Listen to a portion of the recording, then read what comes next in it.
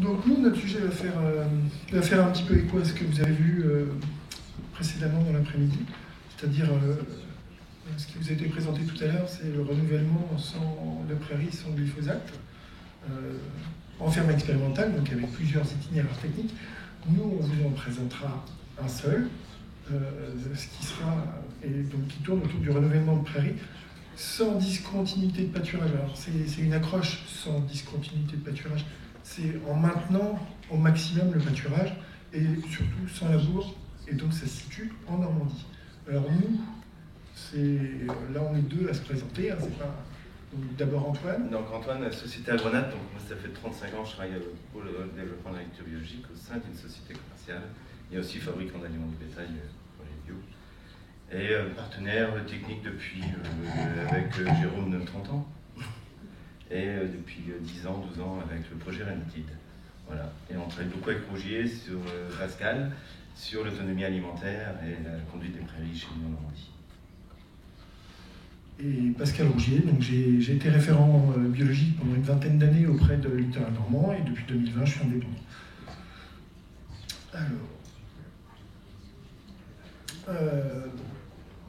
Alors les essais sont conduits, donc c'est une ferme vitrine, c'est pas une ferme expérimentale et qui fait partie du projet Renmatil, donc qui a commencé en 2010.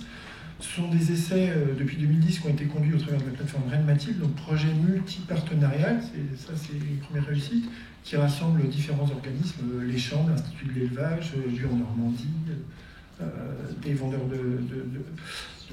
de semences, des conseillers binaires, maintenant la FRCIVAM, qui s'est développée sur le territoire, enfin, bref, destiné à renforcer la filière laitière biologique en Basse-Normandie.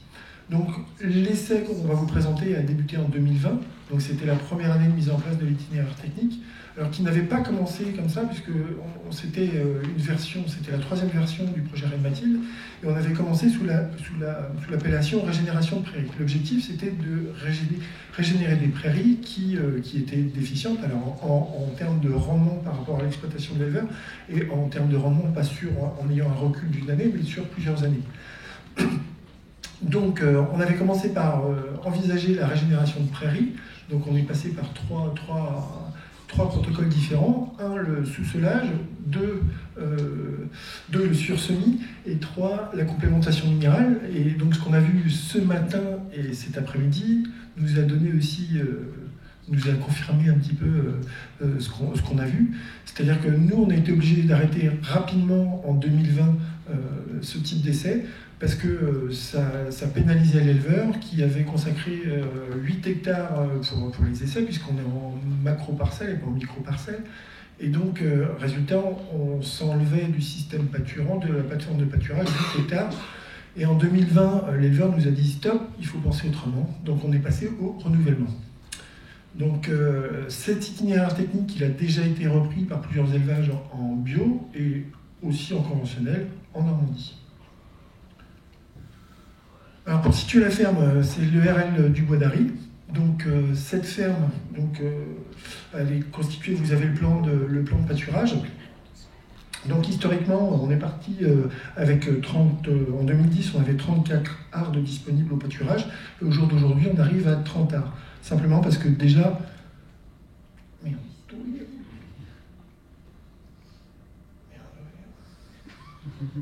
Alors, simplement parce qu'au début... C'était tous pavés de pâturage que l'on avait à disposition. Les bâtiments et la salle de traite se trouvent ici. Donc on a eu des aménagements de chemin pour la voie d'accès. Donc c'est organisé en pâturage rationnel, en pâturage d'une journée, et simplement parce que ça répondait aux objectifs de l'éleveur. On ne fait pas forcément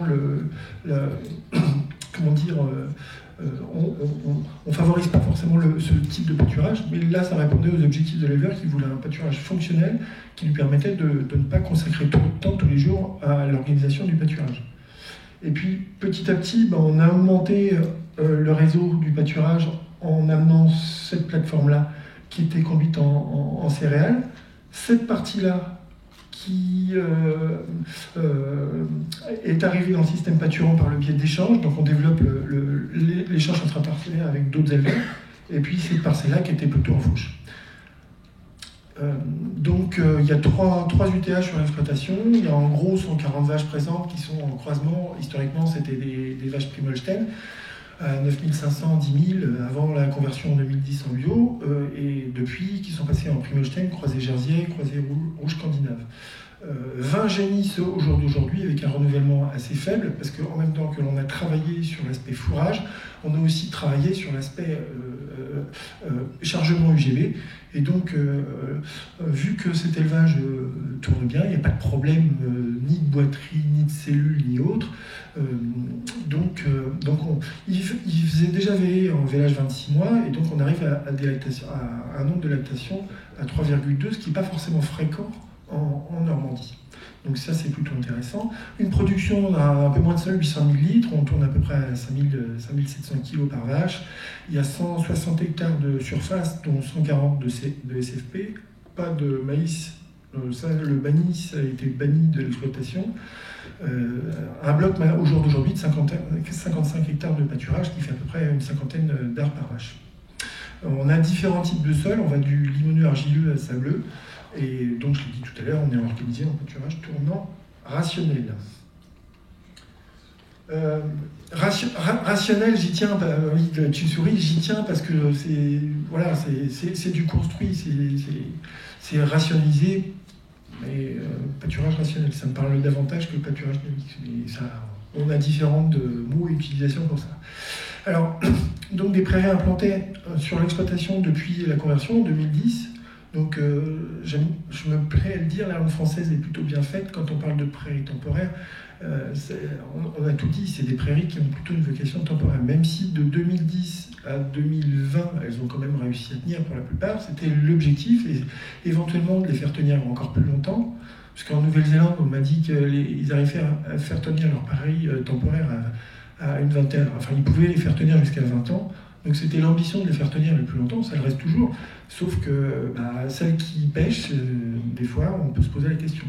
Donc c'est lié aussi à l'intensification quelque part du pâturage, et puis à des conditions climatiques extrêmes qu'on a eues en 2018, 2019 et 2020, avec l'apothéose en 2020 sur l'exploitation. L'arrêt de la croissance, l'arrêt de la pousse de l'herbe, c'était en mai. En mai 2020, on avait quasiment plus d'herbe, donc il a fallu réagir.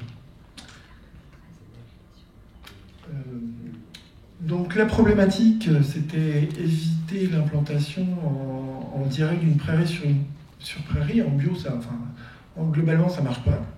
Donc à moins d'utiliser du glyphosate, et ce n'est pas le cas.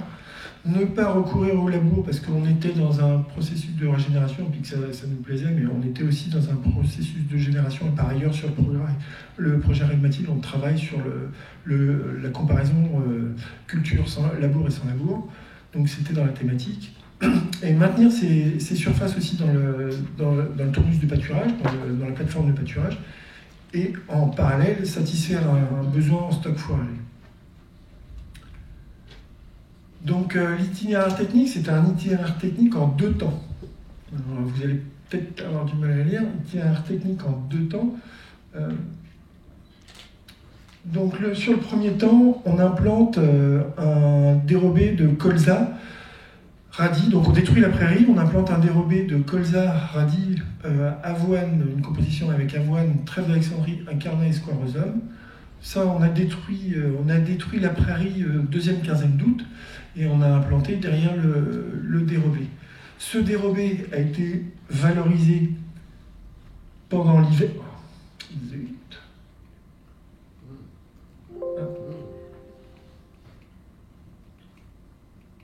Pendant l'hiver, voilà. J'ai des gros doigts, excusez-moi, sur les touches. Voilà. Donc ça a été valorisé sur un premier passage pendant l'hiver, avec alors la quantification en tonnage de matière sèche, on l'a eu par le biais d'Apigras. Et puis un deuxième passage au printemps de la dérobée. Donc on a fait 1 tonne 100 à l'automne et 0,7 tonnes de matière sèche au printemps. Suite à ça, sur le deuxième temps, on a implanté, donc on a redétruit le dérobé pour implanter la prairie sous couvert de protagineux, chose qu'on avait déjà faite sur Reine-Mathilde et qui fonctionnait bien. Donc on a implanté la prairie sous couvert au début avril. Et donc on a implanté cette prairie début avril, on l'a récoltée, elle a été fauchée le 29 juin et récoltée le 2 juillet pour un tonnage de 5 tonnes de matière sèche. Alors 5 tonnes de matière sèche qui sont estimées en cubage silo. Voilà, et le retour sur le pâturage a eu lieu à partir du mois de juillet, et nous a permis 4 à 5 tours de pâturage. Alors évidemment, 2021, c'était une année exceptionnelle, qui a été très très favorable. Donc l'idée, c'est de reconduire. L'essai a été jugé intéressant par les éleveurs, qui l'ont reconduit cette année. Je vais laisser la parole à Antoine pour plus de précisions sur les 2 temps. Parce que tu parles beaucoup, il faut avancer. Donc rapidement, la destruction de la prairie a été faite la deuxième quinzaine d'août. Donc concrètement, par rapport à la Blanche Maison, qu'on parlait de semis de printemps avec des colzas, tout ça, et l'altise, donc c'était un choix vraiment de ne pas faire au printemps pour ça, d'accord, par rapport au dérobé. Un premier passage d'outils, c'est un Horsch, un rototiller. On a semé le 1er septembre. On travaille uniquement le sol sur 10 cm uniquement. Un rototiller, c'est des dents qui travaillent sur le sol. Alors pourquoi restructurer le sol, casser le cycle de l'ancienne prairie, produire un stock, un fourrage aussi, hein, c'est important de gagner toujours ce fourrage et de garder ce pâturage. Principalement, donc c'était rapidement des passages d'outils, mais peu, et surtout un semis à la RC-tri avec le sommar à petites graines dessus, quoi, pour les petites graines. On sème en premier lieu la févrole pois, et après on passe avec la RC-tri pour semer en surface. Et les deux. Ouais, les deux dérobés. Je passe là. Ouais, c'est ça. Voilà, donc destruction de la dérobée qui a été faite au mois de mars, hein, principalement. Après, donc, on a semé le couvert protéagineux, comme je disais tout à l'heure, la semis de prairière le lendemain. Donc on travaille toujours qu'en surface, et les outils hein, qu'on utilise, mais si vous voulez plus protéger donc, la jeune prairie du salissement avec le couvert végétal, favoriser le développement de la prairie avec l'implantation de tout ce qui est févrole pois. Fournir de l'azote avec le févrole pois pour la prairie, hein, ça c'est très important, on l'a prouvé depuis 10 ans, c'était très important. Produire des stocks et éviter la battance, toujours d'avoir un couvert végétal. Objectif donc pâturage estival, donc on a semé les associations qu'on a fait. Alors on n'a pas fait ça par hasard, hein. Il y a eu des essais qui avaient été faits il y a 10-15 ans par la Chambre d'agriculture du 14 pour des semis, des sursemis, entre guillemets, des destructions de prairies permanentes. Et on était parti sur principalement des espèces. Attends, j'ai une erreur. Ah oui, on a deux prairies. Et tu as l'autre là pour le. Non. Les mélanges qu'on a fait. Raté.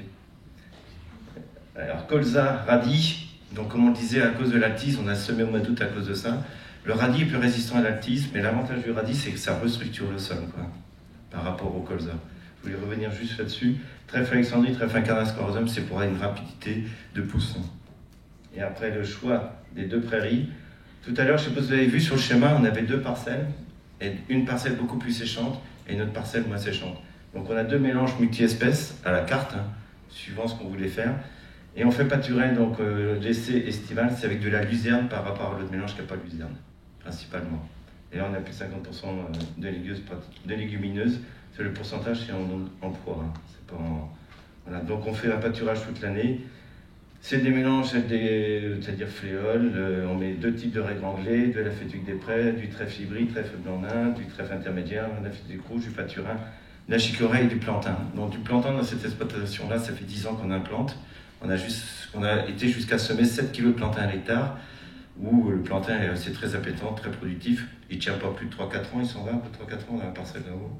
Mais voilà, on met systématiquement 1 kg de plantain et 500 g de chicorée tout le temps. Dans tous les mélanges qu'on fait comme ça en pâturage. Alors donc vous avez des photos, effectivement en 2021, on a eu de la chance, hein, effectivement que ça s'implante bien, qu'on a eu l'humidité. Et là, donc, on est parti sur un total de surface. On est à combien, Pascal ? 12 hectares. On n'est pas sur des petites parcelles. Hein. C'est quand même 12 hectares. C'est un choix aussi des éleveurs. Hein. Et donc, cette année, ils sont repartis sur 8 hectares ou 7 hectares. Le but, c'est de recommencer tous les ans sur 7 hectares. On a dupliqué cet essai Et cette proposition chez d'autres éleveurs en Normandie, on est à peu près 10-12 éleveurs qui le font systématiquement, qui s'en sont très satisfaits, quoi. Alors c'est vrai que c'est un avantage de ça. Et bien là, je vais plutôt passer à Pascal, parce que c'est lui qui s'occupe d'Apigrasse et qui s'occupe des mesures. Donc là, vous avez les 11 parcelles qui ont été renouvelées. Donc, par le biais de l'Apigrasse. Donc, je l'ai dit tout à l'heure, la partie métail a été estimée sur l'estimation du cubage silo. Donc, elle est également répartie sur toutes les parcelles pour 5 tonnes de matière sèche. Et vous avez sur la partie bleue qui fait le cumul de pâturage dérobé printemps plus pâturage d'automne, la productivité de l'herbe en fonction des différentes parcelles. Je vais en prendre une au hasard, une des meilleures, bien sûr, j'ai pas choisi la moins bonne. Donc, sur les premiers temps, là, vous voyez ici donc la production, le pâturage, les 2 passages successifs de la dérobée au printemps. Donc, en sortie d'hiver, évidemment, vu qu'on va avoir à renouveler par la suite les prairies, à implanter la nouvelle prairie sous couvert, ces parcelles-là ont la priorité pour être pâturées. Et elles correspondent bien aux besoins des animaux. Au milieu, ici, vous avez la partie dérobée, enfin le métail qui a été ensilé pour 5 tonnes de matière sèche. Et sur cette parcelle-là, les 4 passages successifs, donc on passe de 1 tonne 8, 1 tonne 6, 1 tonne 2 et 0,5 tonnes de matière sèche sur les différents pâturages. Donc, je leur dis encore une fois, on a été vraiment privilégiés par l'année 2020. L'idée, c'est de voir dans le temps si ça se répète. Le dernier pâturage va être 4 décembre. Les vaches, cette année-là, sont sorties en 2021, elles sont sorties 22 février et elles sont rentrées 3 janvier. Sur l'exploitation, on a l'habitude de tourner autour de 300 jours de pâturage. Donc, ce que l'on retient du renouvellement sans discontinuité, je le dis encore une fois, c'est entre guillemets sans discontinuité de pâturage et sans labour, c'est que ça nous a permis de renouveler la prairie sans labour, de limiter la durée sans pâturage à 3 mois, puisque traditionnellement en bio, on avait l'habitude, moi quand j'ai commencé en bio, pour faire une prairie, on passait par une culture annuelle. On implantait un triticale, on implantait un maïs, et donc il fallait attendre l'année suivante pour rebénéficier de la prairie. Sur une plateforme de pâturage où on a une surface qui peut être limitée, l'idée c'est qu'elle revienne vite, et même pendant l'itinéraire technique, qu'on puisse la valoriser en pâturage. Donc ça a permis de maintenir le pâturage à l'automne et au printemps grâce à la culture de dérobée. Ça a permis aussi de ne pas surpâturer les autres parcelles qui pouvaient être une source de dérive de l'exploitation sur l'été, ne pas surpâturer les autres parcelles grâce au maintien des surfaces à renouveler dans le circuit de pâturage via la dérobée et via la nouvelle prairie, et favoriser l'implantation de la jeune prairie grâce au couvert de protégineux. C'est un métail qui n'est composé que de protégineux, et de sécuriser les stocks fourragers parce qu'ils pouvaient manquer. 2020, on a manqué de stocks, donc grâce à l'ensilage de pois févrole, et comme ça a été le sujet dans l'après-midi, de proposer aussi un itinéraire technique transposable en agriculture conventionnelle sans glyphosate. Voilà.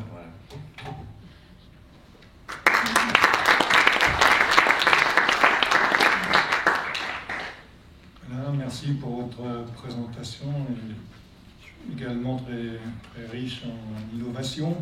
Alors voilà, on a 5 minutes pour des questions. Moi, je veux juste dire, tout à l'heure, par rapport à la Blanche Maison, on parlait de renouvellement de prairies permanente, avec le problème d'acrostice.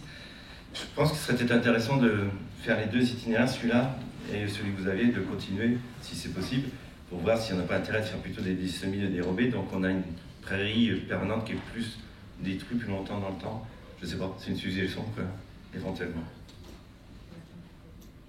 Oui, j'aurais une question, c'est par rapport à la chicorée. Quelle est l'opportunité de mettre de la chicorée là?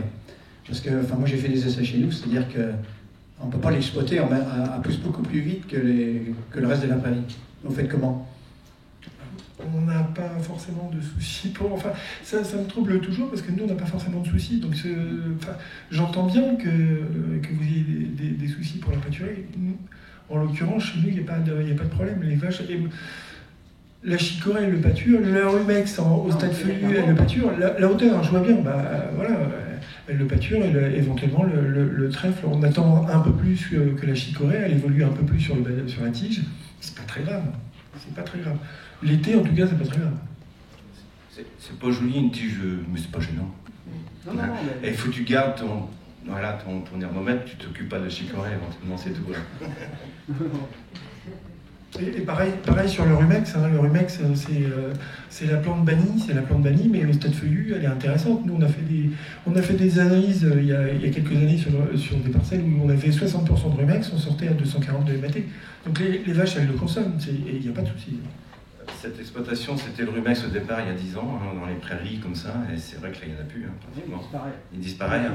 Et l'observation dans l'agriculteur, parce que Jérôme m'a interrogé sur ça, si je connaissais des exploitants qui avaient observé des vaches qui allaient plus facilement manger un tanin avant d'aller manger la prairie. Et effectivement, lui, il observe que soit elle commence par la chicorée, le plantain ou éventuellement le rumex pour finir par le trèfle et la prairie permanente, ou le contraire. Elle mange la prairie temporaire, et après elles vont chercher les tanins. C'est que de l'observation, parce que ce serait très intéressant si oui ou non il y a un lien, sachant qu'il n'y a aucun vermifuge utilisé depuis 10 ans sur cette exploitation classique. Il gère complètement sans produit de vermifuge. On n'a pas scientifiquement de données, hein, forcément, mais il n'y a que de l'observation. Et c'est vrai que c'est pas évident. On a beaucoup d'agriculteurs qui l'observent, ça, de manger le rumex, voilà, les produits à tanin, mais qui, on ne sait pas si ça a vraiment une efficacité.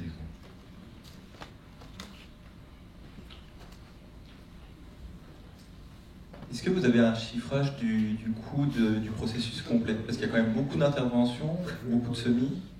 Alors avant de donner un chiffrage, il y a un objectif. L'objectif, c'est d'avoir une prairie qui soit bien installée.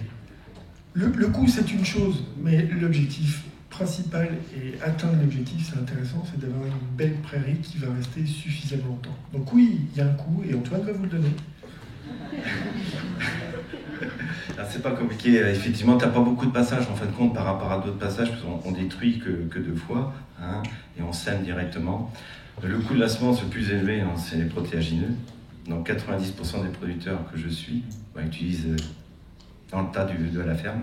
C'est pas nous qui leur vendons des semences, autrement ça serait trop élevé. Donc si tu comptes à 400 € la tonne de févrole, voilà, en bio à peu près, ou 500 €, ils en mettent 100 kg hectare, donc tu es à 50, tu es à 100 € une implantation d'un protéagineux.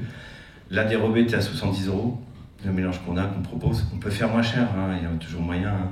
Et après, une prairie, une multi-espèce en bio, tu es autour de 170, 180 €, quoi. Le mélange qu'on a proposé ici. Et on est à plus de 80% bio, quoi. D'accord.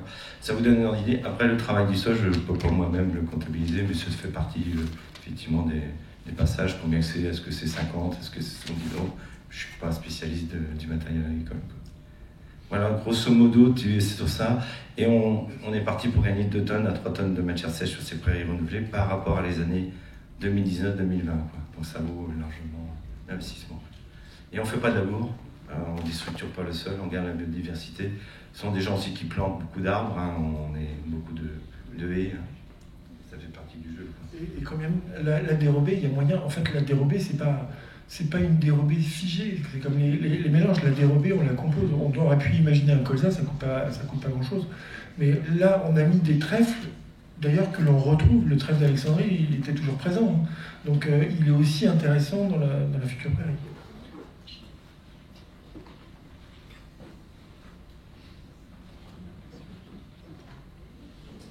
Oui, merci pour l'intervention, super intéressante. Une petite question, est-ce que vous avez essayé de mettre la prairie en même temps que le dérobé? Ou est-ce que c'est prévu? Alors non, parce que si tu veux, par expérience, oui, on peut mettre 1 kg de colza dans une prairie que tu implantes, il n'y a pas de souci, mais nous on veut avoir du temps pour que la prairie déjà qui est ancienne, temporaire, se détruise. Si tu fais ça, tu perds tes 4 mois, d'accord? Et on l'a entendu tout à l'heure, hein, pour la prairie permanente, il faut au minimum 6 mois sans vraiment d'avoir de prairie, voire 8 mois, autrement ça ne marchera pas. Donc si tu fais ça, tu perds ton cycle, d'accord? Oui, il y a des gens qui mettent 1 kg de colza parce que ça favorise l'enracinement de ta prairie. Chez nous en Normandie, on fait semer 60 kg de colza ou de l'avoine à 20-30 kg quand on sème une prairie. Voilà, ça on sait que ça fonctionne, quoi. Mais là, c'est pas le but, hein. Il faut qu'on ait un écart de 6 mois, on va dire entre 4 et 1 an, sans prairie implantée. Donc là, tu coupes ton cycle si tu sais tout de suite en même temps. Mais c'est possible si vous avez les conditions pour, quoi. Mais si on veut détruire une prairie Là, on a eu beaucoup de pâturins, à cause du sec, qui n'était pas productif, on a eu voilà, ce genre de choses. Il fallait prendre une décision. Beaucoup de porcelain raciné sur l'exploitation. Il fallait prendre... Chose qu'on voit de plus en plus. Et voilà, dans tout, voilà, vous imaginez en Normandie, il y a quand même 2000 producteurs en bio sur la basse Normandie, au jour d'aujourd'hui, et donc beaucoup de producteurs de lait. Il faut qu'on leur apporte de la productivité en exploitation sur toute leur prairie. Et ça fait partie du jeu, quoi.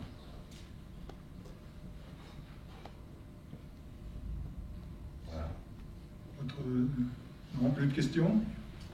Si, encore là-bas au fond. C'est pas directement sur la prairie, mais sur le métail pois févrole, j'étais intéressée par l'itinéraire de récolte et la matière sèche. Alors ça fait longtemps qu'on... Vas-y, finis ta question si je t'ai coupé. Non, c'est bon. Non, ça fait longtemps qu'on pratique. Hein. Depuis 2012, on a fait ce mélange-là. Ça fait... Donc l'itinéraire technique, on l'a composé, mais on en avait déjà une partie. Donc l'implantation du métail, tu veux plutôt la chaîne de récolte. Ok. La chaîne de récolte, donc une fois. Alors, ce qu'il faut dire, c'est que là, mine de rien, je le dis quand même, l'objectif, c'est la prairie. Donc, quel qu'il soit le couvert du métail, s'il est problématique pour la prairie, on va devoir le faucher. C'est déjà arrivé une année où on avait une prairie qui était... Enfin, le mélange était couvert de mourons. On savait très bien qu'il n'irait pas jusqu'au bout, donc il a fallu le faucher rapidement. Donc sur l'itinéraire de fauche, une fois, là c'est arrivé, on a eu un petit problème cette année parce qu'on a eu des conditions humides au moment où on a décidé de le faucher, donc on est obligé d'attendre une petite fenêtre. Donc cette fenêtre, elle s'est proposée à nous le 30 juin, donc ça a été fauché, et c'était ensilé le 2 juillet parce qu'il y avait de nouveau une fenêtre d'eau qui arrivait derrière, donc on s'est dépêché. Mais logiquement, il nous faut au moins 3 jours de... Alors on fauche à plat, on laisse au sol, on ne touche à rien pendant 3 jours. Donc on fauche assez haut, c'est-à-dire à 10 cm du sol, pour qu'il y ait des cannes, pour qu'il y ait une aération par le dessous, que ça ne pourrisse pas en tout cas. Et au bout de 3 jours, on le reprend au pick-up herbe, en silos pick-up herbe, et c'est ensilé pour obtenir un pourcentage de matière sèche à peu près 28-30% de matière sèche. Avec conservateur, parce qu'au dé on a toujours fait... Avec conservateur, parce qu'on a toujours eu peur de la conservation. Et cette année, le mélange, comme les autres fourrages, n'a pas eu une valeur conséquente. Hein, ça a tourné à 12-14 de MAT, alors que d'habitude, on est plutôt à 16-18. Donc, voilà. C'est impératif un conservateur à 100% protéagineux, on n'a pas de sucre, hein, autrement ça ne se conserverait pas. Très bien, bah écoutez, merci à vous deux encore une fois.